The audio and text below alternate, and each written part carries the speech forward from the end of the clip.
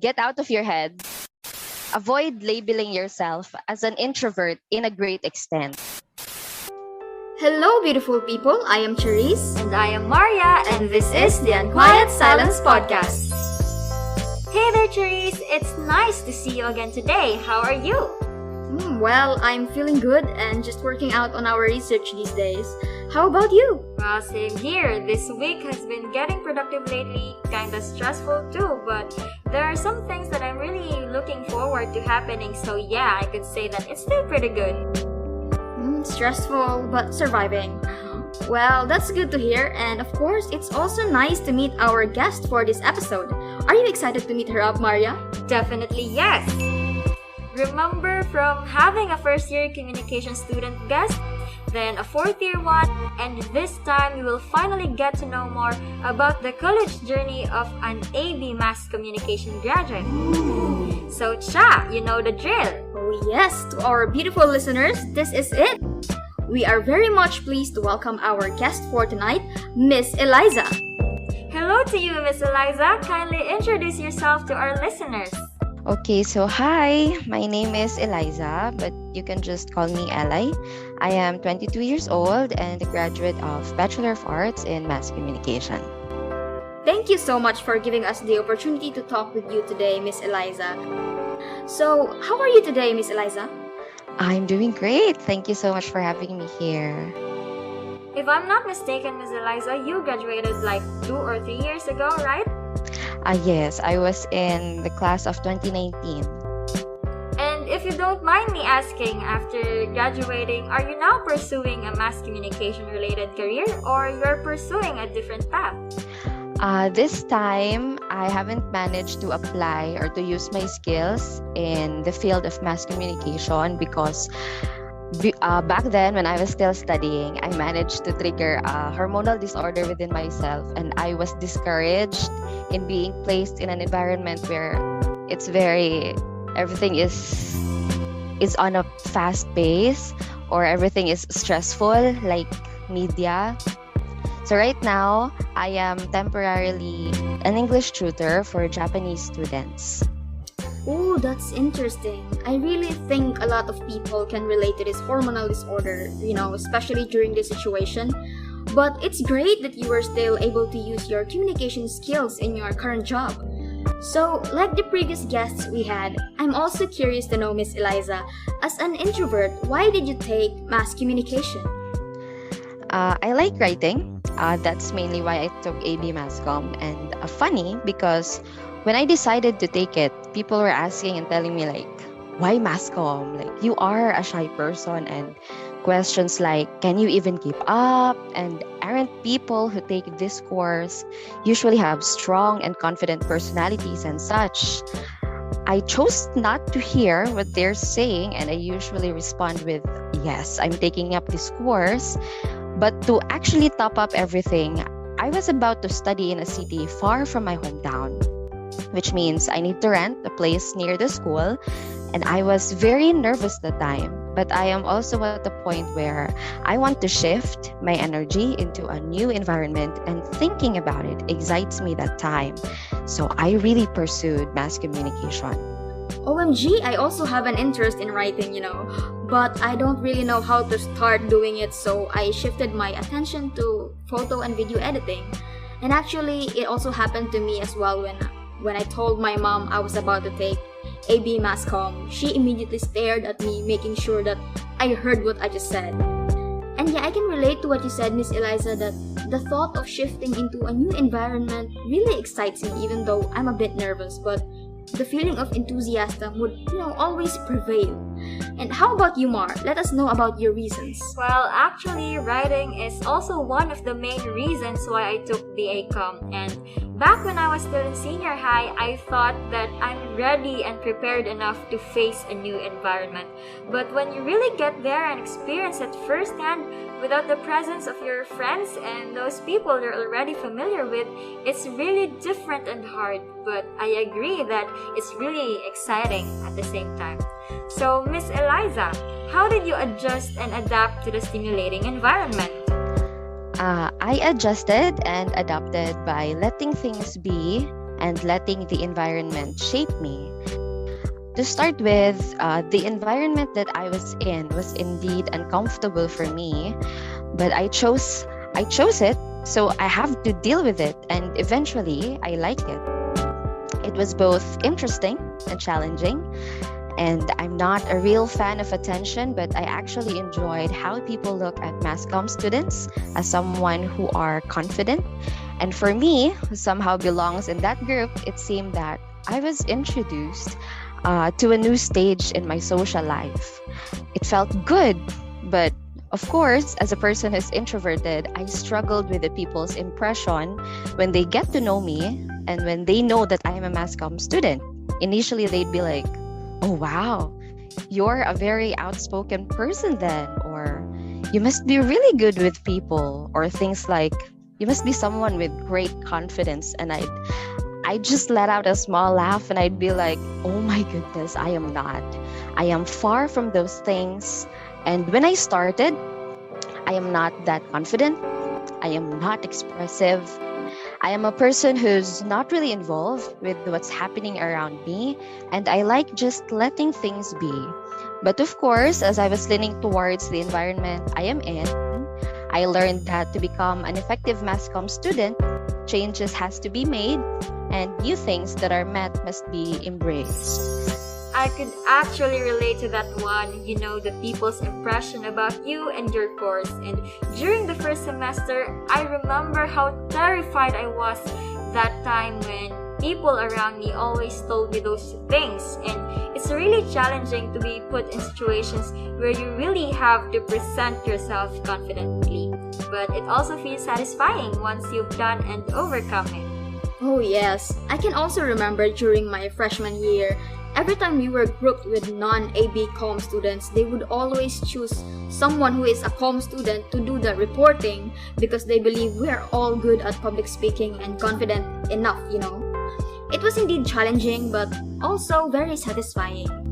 So, Miss Eliza, speaking of embracing the new things that are met, how did your course help you get out of your shell and explore your abilities? As I was going forward, and of course, as the course demands, I started to learn and embody the ideals of a comm student. We are taught how to carry ourselves in terms of personality, character, and confidence. And of course, from the academic activities and tasks that we've been to, I learned to be more involved and interactive. Though I still struggle with social gatherings, I did manage to push myself to speak up or perform tasks whenever necessary. And from there, I observed that I can be shy and confident at the same time. Back then, as I've mentioned, I'm not really that involved and expressive, but over time, I learned to view things closely so I can share it to others and let them understand the weight of the message I'm trying to relay, of course, as a communication student. Wow, being shy and confident at the same time. I think we can both relate to this part. Am I right? Yes, being shy and confident at the same time, that's definitely me too. And I really find having those two opposing personalities important because of its balance. It's like, wow, I never really thought I could actually do this or do that. Being able to do things I once thought I could never do is continuously impressing and surprising me. So, Miss Eliza, being the shy and confident person you are, what was the most challenging or out of comfort zone thing you've done during your college days? Okay, so there are actually two things that I've done which are most challenging for me back then. First was when I became one of the MCs during an academic event. When I was told that I'll be doing it, my mind immediately went blank. I was like, "Are you sure? Like me, an MC?" I was nervously laughing, and my thoughts that time were literally, "No, this is too much. I can't do it, and I've never imagined myself doing this, so please no." It's like my mind was begging me to say that, "No, please no, Eli, please no." This might be a little exaggeration for others, but for someone who has a stage fright and gets anxious when the crowd's eyes are on her, my mind tends to easily shut off. And I really want to decline because I don't want to embarrass myself, and I really did not think I can do it. But then a part of me also thought, wow, I was given a beautiful opportunity, which means that I may have a potential in doing it. And so I did. Being on a stage in front of a crowd is terrifying for me, but to ease everything up, I was repeatedly telling myself, you are a mass comm student and act like one. And I did it. I managed to put myself out there, and I learned that I really did have the potential. My classmates complimented me, and some of our seniors even recognized me. It was terrifying, but that became one of the best nights I had. And from there, I was asked again to be one of the MCs for the other two events. And at the time, it was a larger crowd and a more challenging script. It still is terrifying, but I was starting to enjoy the potential that I didn't know I had, and I was very grateful back then. And then, second was when I became the chairperson of the organization I was in. Holding a big responsibility and managing people is really not my forte. That makes me really uncomfortable. But with the mindset that I developed through my course, being confident, how you bring out character, I managed to push through my administration and definitely learned that introverts can be a good leader too. So those are so far the two most challenging things that I did back then. Hearing these things makes me really miss our college life back then when we were still on a face-to-face setup. And how I wish those moments were not cut short and we could still do things that are out of our comfort zones. But unfortunately, because of the situation right now, we had no choice but to adapt to this another learning modality. But hopefully, before we graduate, we could experience face-to-face again. Right, Cha? I really hope so, Maria. Like, we only have a semester left to experience the face-to-face setup again. I don't want to end my college life like this. So, back to you, Miss Eliza. As an introvert who managed to finish college and graduated with a communication degree, how did you survive and thrive in an environment that you're not accustomed with? As a communication graduate who has an introverted personality, every time I'm compromised with things I'm not comfortable with, I just say to myself these two lines. I have to deal with it because I chose this, and I have to let things be and allow everything there is to shape me. I always tell myself these lines because back then, I have observed that my mind is both my greatest friend and my greatest enemy. Like, once a negative thought comes in, it takes me a lot of courage to tone it down, and all of my tasks are affected. So every time my bubble of comfort is compromised, I always practice a good mindset and the need to feed my mind with encouraging thoughts, because if my mind is good and calm, it reflects on my actions and I can easily get back on track. For me, these lines give me strength and at the same time eases me. And I think that's what made me survive to the environment I'm not really used to. Yes, Queen, same. Because of those lines, I survived. I survived the first 3 years in college, and now I'm a 4th year student, which is still very surreal to me. This challenging environment that we deal with just makes us quote-unquote resourceful, you know. We always make an effort to find ways on how to ease our minds and motivate ourselves. Indeed, and in my case, I also remind myself that things may get difficult for me, but just look back and remember those difficult times that I was struggling too, yet I managed to get through it. And so, for the present and future struggles that I'm about to deal with, I will always be able to overcome. Yes, Queen! And talking about struggling and overcoming, Miss Eliza, could you please share your college survival to thrival tips for introverts? Okay, this seems so intense, no? Pero grabe ang survival to thrival tips. First off, get out of your head. Pretend to be conscious and overthink things, but please know that not everyone's eyes are on you. keep a good mindset and try to go through your day with less worries. Second would be brave and push yourself. If you decide in moving towards a path where you know you'll be uncomfortable at some point, please learn to deal with it. May it be little or big steps, always try to deal with it. We all have to learn to push ourselves if we want to grow personally and professionally. And for introverts, that means we have to push ourselves into conversations and into situations where we are vulnerable. And third, as much as possible, avoid labeling yourself as an introvert in a great extent. Labeling could mean carrying extra baggages, and at times, this isn't good since you might carry traits that aren't even your truths. Instead, focus on your skills and always see yourself as a unique individual. I never thought I needed to hear those things you've said, Miss Eliza. And I hate to admit this, but I've been overthinking a lot lately, especially now that we are nearing our internship and I'm afraid of the things I've yet to know and encounter. But I guess this podcast will guide me and would really help me a lot, so I'm very grateful for your wise words. Same here, Maria. This is all I need to hear right now. And this podcast really helped us a lot, and I hope these words that we heard since episode 3 will absolutely touch our hearts and open our minds. And to you, Miss Eliza, what do you want to say to those introverted college students out there who are still having a hard time coping with college and doubting themselves because of their introversion? Okay, for those students, please put in mind that there is nothing wrong with being introverted. If you're having trouble with it, just let it be, but learn to control your responses on it.